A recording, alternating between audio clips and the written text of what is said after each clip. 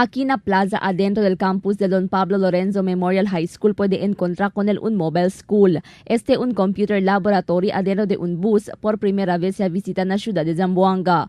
Uno si Chasley, estudiante de grade 10, quien ya toma ventaja experiencia conducir clase adentro de un mobile school.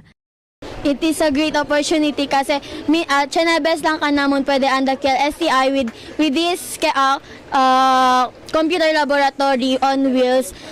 Pwede kami man explore ko sa kosa and first time di amon aki, so it is a great opportunity.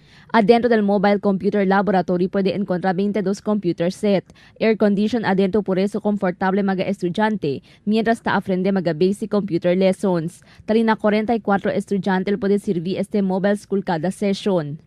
Mobile school ta ofrece el STI tiene objeto educa y prepara con mga estudyante del senior high school na uso de computer que el puede sila usa na futuro. And we are very glad that it has reached here in our place. This school, mobile school, is composed of 22 computers and it will stay here with us for 5 days. And these 5 days will start from this day, February 20 to 24. El mobile school está aquí na Don Pablo Lorenzo Memorial High School por 24 horas. Adentro de 5 días aquí na ciudad, el Mobile School Esperanza Vista también otra escuela te ofrece el programa. Prioridad también según el Mobile School, alcanza con mga lejanos escuela na ciudad.